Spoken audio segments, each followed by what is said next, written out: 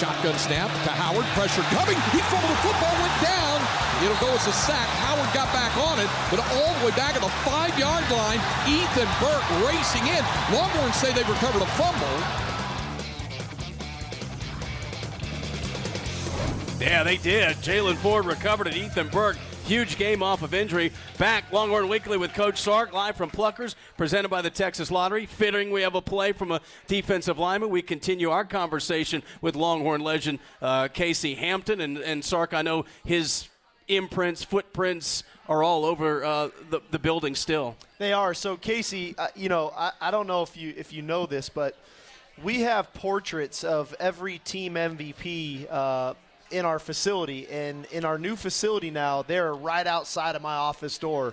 And so I see your portrait, and what an honor, to be voted, team MVP by your teammates. And I just think that speaks volumes to not only the player you were, but probably the leader you were. And so I want to take that time and pivot you, and you go to the Pittsburgh Steelers, and you're new to the NFL. Who did you lean into, and how was that transition for you, leaving Texas, going to the NFL, going to the Steelers, that organization? Who were kind of your mentors when you got to the league? Well, it was definitely a new situation for me. Didn't know anything about the Steelers, nothing about the history or anything like that. So I definitely got into that immediately, trying to learn the history and learn things about them. Because I grew up an Oilers fan, being from the Houston area, of course. But I just like Pittsburgh is a lot different than a lot of other places from what I hear, because I've only been in one place, and that's Pittsburgh. So I just know the Pittsburgh way. But it's like it's really a family-oriented type of deal, right?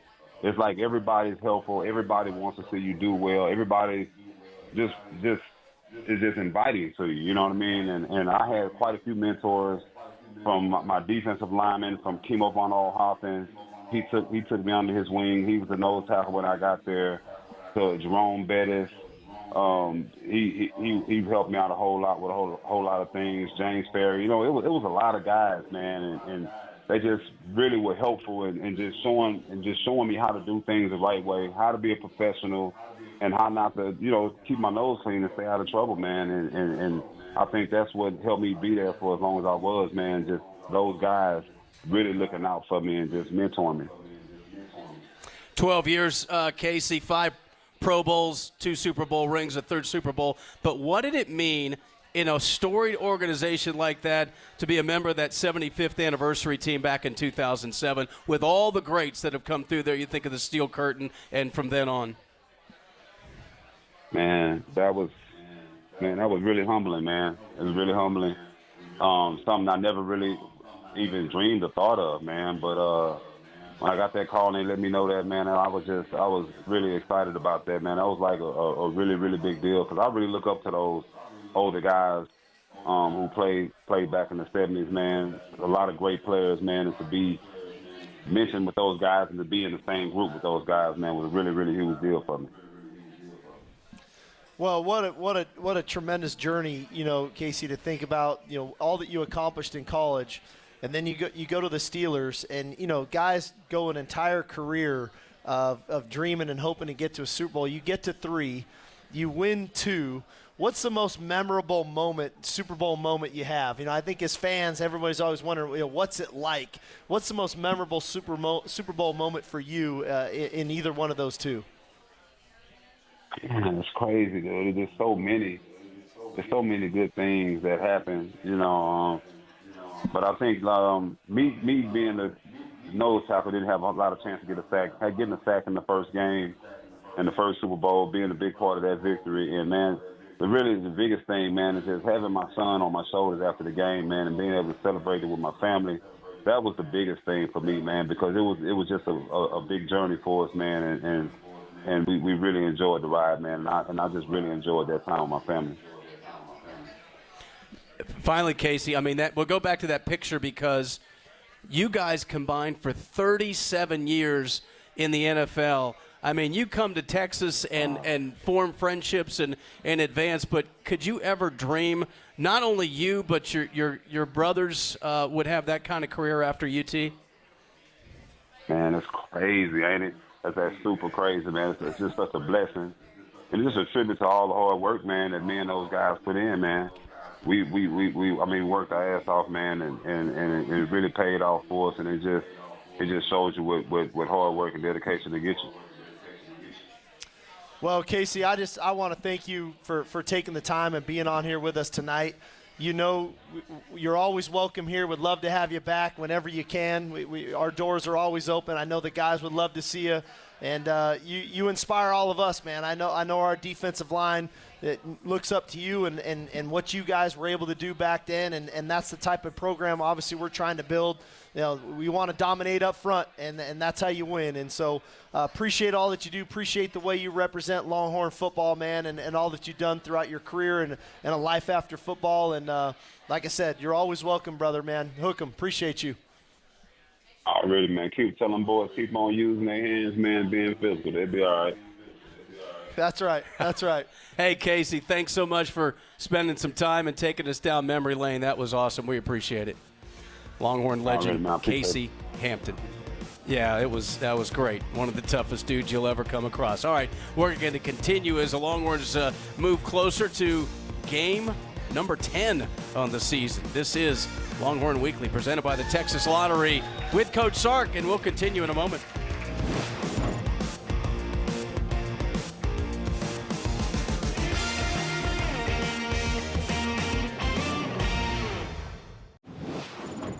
Welcome back to Longhorn Weekly with Coach Sark, live from Pluckers and presented by the Texas Lottery. Well, we are so happy to have our special guest joining us on the phone. And only way I can think of, Sark, is just one of the baddest dudes to play at the University of Texas. Let's bring in Casey Hampton. Casey was an All-American defensive tackle, went on to have an outstanding career, a couple of Super Bowl rings with the Pittsburgh Steelers. Casey, how are you? Great to hear from you tonight. I'm good, man. I'm good, man. How y'all guys doing? We're great. I'm gonna let Coach Sark get into it because Coach likes to talk about big humans, and you and your defensive line back in the day, those were some big humans. Yeah, they were. Casey, I've always admired you, obviously from afar at your time here on the 40 acres, and then obviously, your time with the Steelers and following that. And when I got here, I made this kind of pitch that, you win football games up front. The best teams I've ever been part of were great up front on the offense and defensive lines. And we said we're going to hire the best O&D line coaches in the country, and we're going to recruit the biggest, baddest dudes out there to get us close to playing like you. And so I guess my big thing was, I wanted to ask you a little bit about your time here in kind of the guys you competed with on the D-line, the guys you competed against on the O-line, and then how that helped develop you to become the player that you were in college, and then ultimately, the Pro Bowl career that you had in the NFL with the Steelers. Man, I think first of all, coming in, I was more of the underrated guy compared to the other guys that came in with me. But we had a good lineman by the name of Dan Neal. Very good lineman. Offensive lineman named Dan Neal. And working against guys like that on the offensive line every single day, and getting us better. And then you having guys like Cedric Woodard, Sean Rogers on defense. You got Aaron Smith on defense. Man, those guys, man, just going out there and competing with those guys every single day.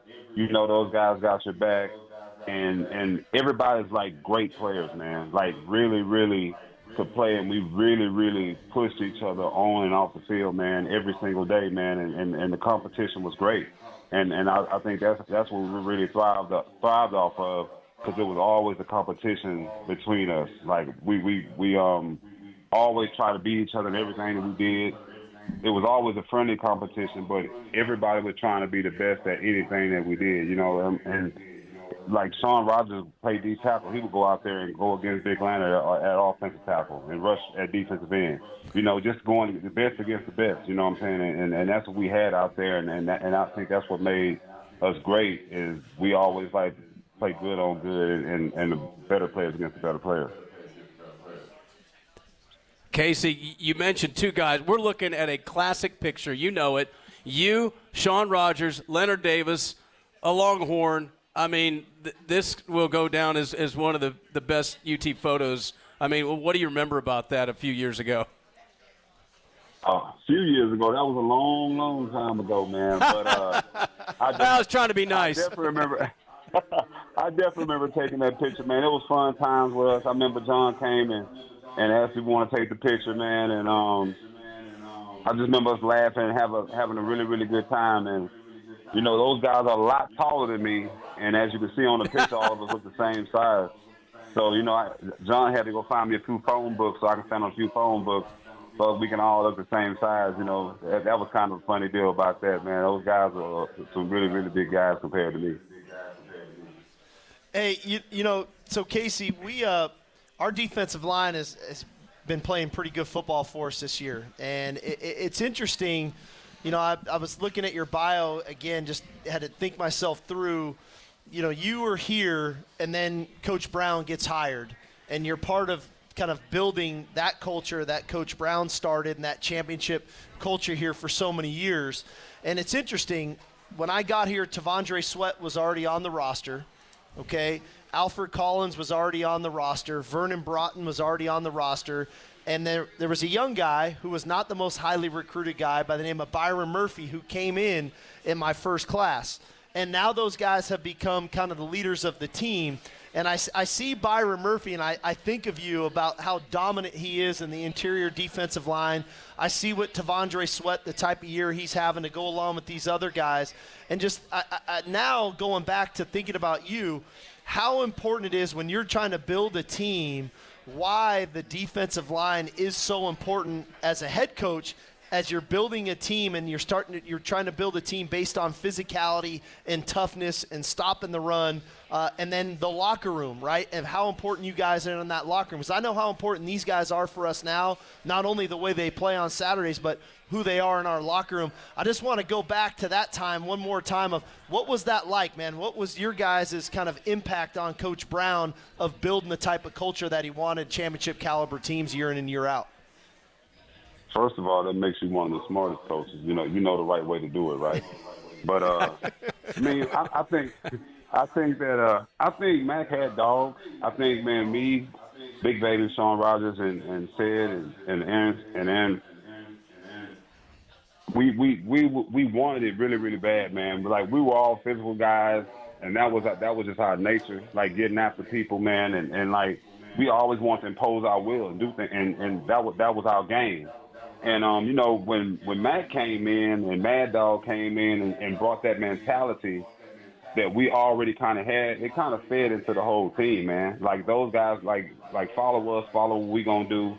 We gonna show these guys how to work. We gonna work hard. We gonna outwork everybody. And that's just was the mentality of us as a defensive line. You know, we felt we took pride in being the leaders and being the guys that everybody followed. And we knew that we had to go out there every single day, man, and prove it and show it. And that's what we took pride in, and showing it every single day. Hey, Casey, hang with us. We're going to come back and continue to visit, talk about your career with the Pittsburgh Steelers and more. So we'll have more with Longhorn legend Casey Hampton. This is Longhorn Weekly with Coach Sark, presented by the Texas Lottery. We'll continue in a moment.